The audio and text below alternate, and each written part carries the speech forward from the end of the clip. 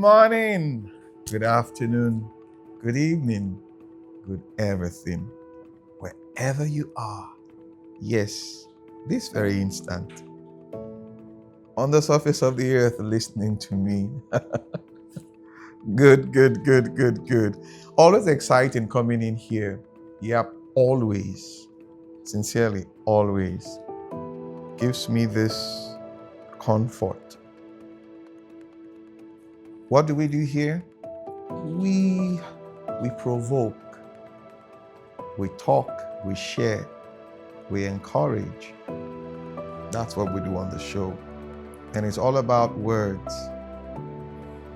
So I sat for a while ruminating, going through, different episodes on the show, what we have done by God's grace, seeing what we have shared over time. It's amazing, sincerely speaking. Sometimes I sit down and I listen to myself. I go through my show notes. It's like, wow. It's amazing. The body of work, the knowledge we are contributing, to the overall collective of knowledge. It's amazing. And it gives me this joy knowing that you're part of it, you're listening, you're following, you're sharing, So what are we going to be talking about today on the show? I guess that's what you're wondering, because that's what we do each time we come here. I want to talk about the turn of the century. 2050 would see us entering another century. Some of us maybe will be grandparents by then. Some of us maybe will be married, have children. Some of us may be at that point happy that we have seen what we built grow, become something. While some of us may be regretting for not making any decision, for not investing in something. Now, when you look at the beautiful thing about time, recorded history, that is, you can pinpoint what I call it inflection points where things happen. There's this change. There is this, what I call it, leap. There is this curve. 1900, 1800, 1700, if you go back and it's always person driven. Like you look at the life of Martin Luther, not Martin Luther King Jr. now, the Lutheran, the Protestant. That was close to 500 years ago when he started, challenging the status quo of that time, how it influenced practically everything, governance, structures, and name it, changed everything. Now we're living in the creation of the past, if you understand what I mean by that. Those who came before us, things they did, great names, the Newtons, the Edisons, the Teslas, not Elon Musk, Nikola Tesla. Yes, Winston Churchill, and what have you. Those are foreign names. When you come to Africa, you hear names like Nelson Mandela, you hear names like Azikiwe, you hear names like Ahmadu Bello, Tafawa Balewa, Awolowo. I'm bringing it home. Then what's going to happen in 2050? Politically speaking, technologically speaking, socially, economically, a lot happening. But there's one thing that is now what I call it a denominator, a factor that is somewhat controlling the narrative and Some of us have more or less ceded our humanity to it, and it feels like, oh, without this, this will not work and all of that. AI, artificial intelligence, as we call it. Practically, if you go out there now, you have everything is AI. If you ask, the ubiquity of is now ubiquitous, so to say, as in AI this, AI that, AI this, AI that. But again, when I sit back and I try to evaluate it, AI is not AI without the intelligence of humans. It's not. So don't be fooled. Like I was discussing, I know we've talked about this on the show before. What powers AI? The material world powers AI. Yep, the digital age is a function of the material world. There is no digital age without the material world. And somehow those who have come to know this are now harnessing both ends. Yep, supercomputers, microchips and all that, they run on rare earth metals. So countries and places that are heavily endowed with rare earth metals are becoming endangered, so to say, and you have vested interests now playing out and all of that. So all of this is building up to the turn of the century. So let me piggyback a little. When you look at the First and Second World Wars, for those of us who are students of history, took place at the turn of the century, as in, I think that's 20th century, 1900. The First World War happened in 1917. The second happened in 1937, I think, 38. They all both happened back to back as a result of the Austria-Hungarian issue. Okay. Yes, I'm a student of history. So there's something I know, and I heard recently, and it tripped me, that for you to know and understand the mystery of wealth, you must appreciate and understand the history of wealth. So if you want to understand anything that appears mysterious, look for its history. You will understand it better. It's not far, the codes are not different. It is just either a quantum leap or astronomical, but it's still the same. Like, it's a factor of. So you see it happen. And all of this was as a result of what really made these things take shape and take form, the industrial age. Metals, discovering of metals, how we can harness the potential of atoms to change the way we see things and all of that. So now, the turn of the century, which will happen in 2050, is like the speed at which we are harnessing. Amazing. But there's something that always beats me. It's like Africa is playing catch up in all of this. It's like we wait for someone to do it, and we now like, okay, is that how to do it? And we now jump on the bandwagon. And I think it's time we also look at it from our perspective. The made in Africa technology, the made in Africa materials, culture, fashion, designs. Yeah, made in Africa.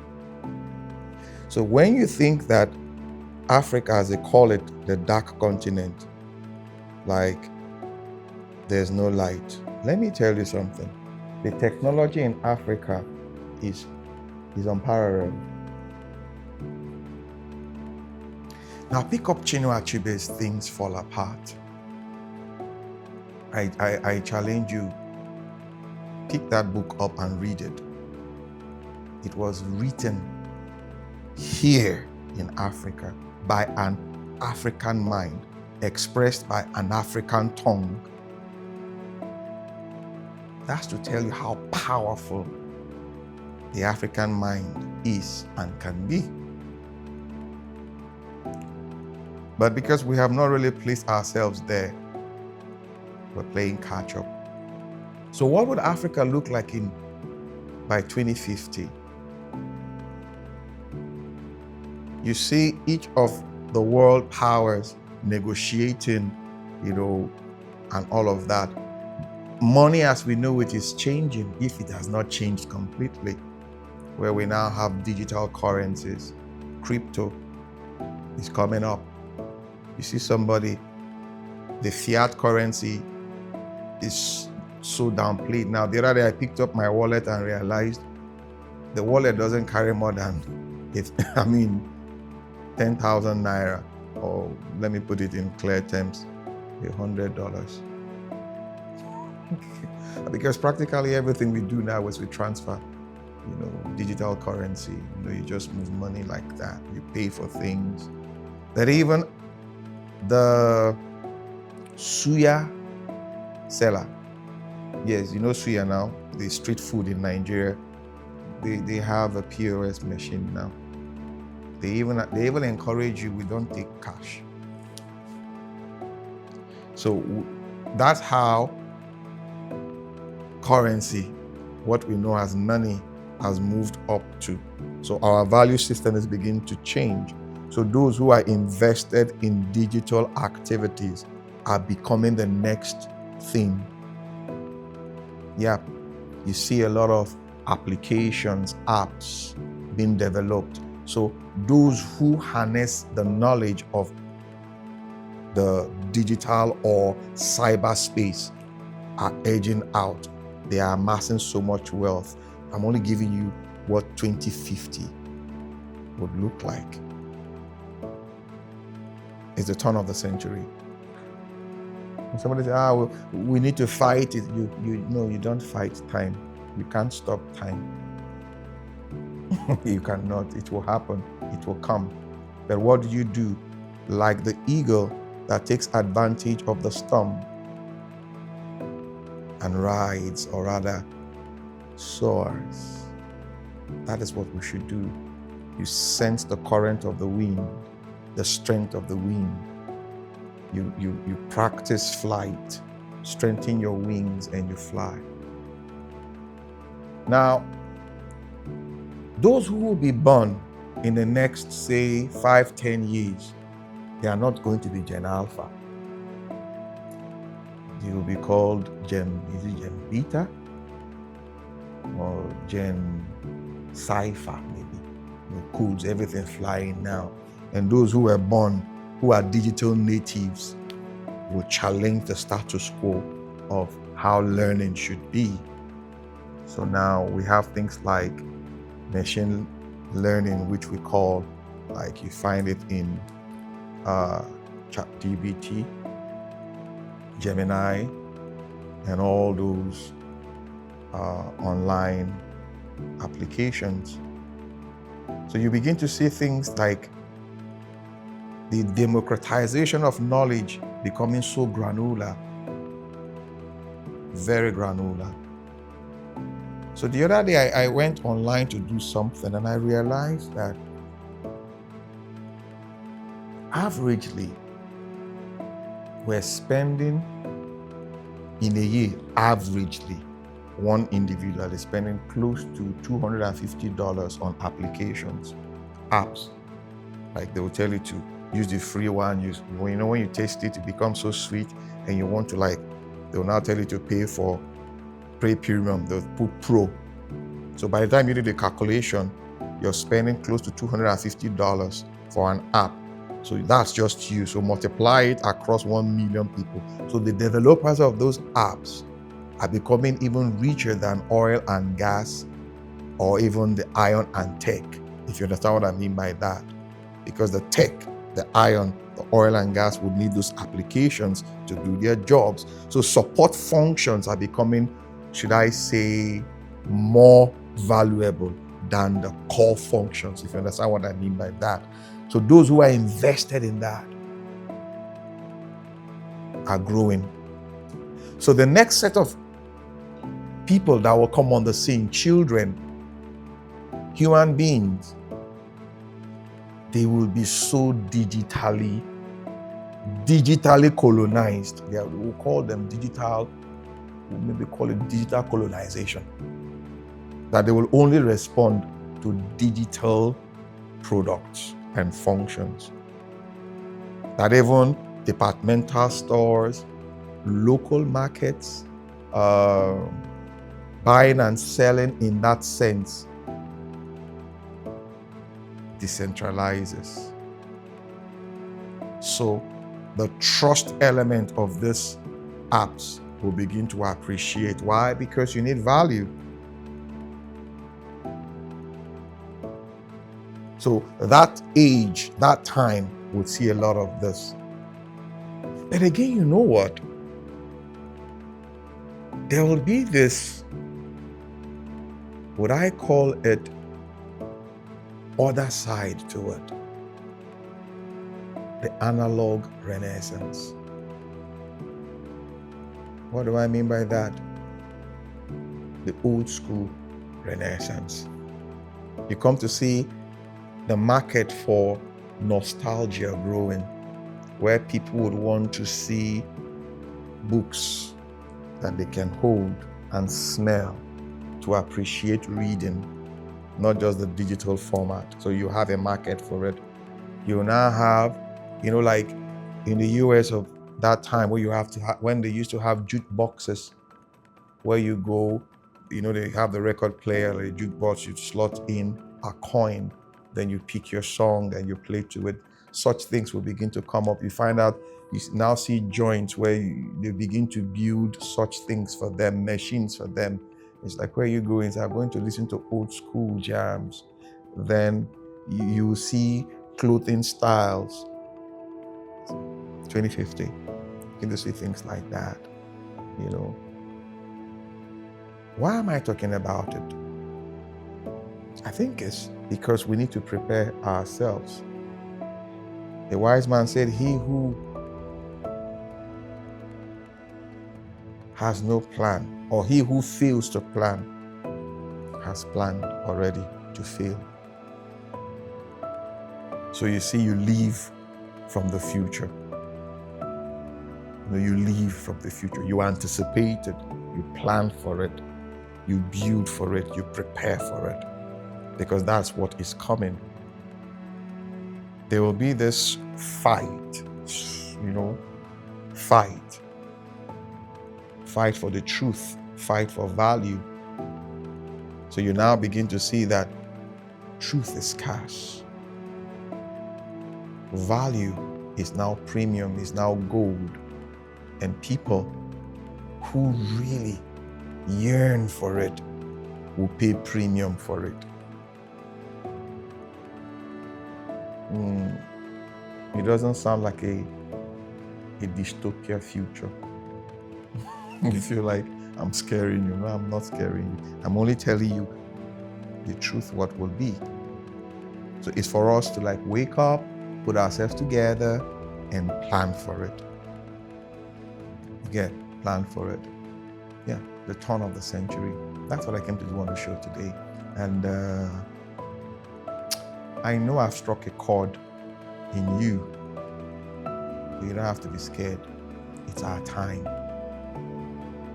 Yes, this is our place. This is our moment.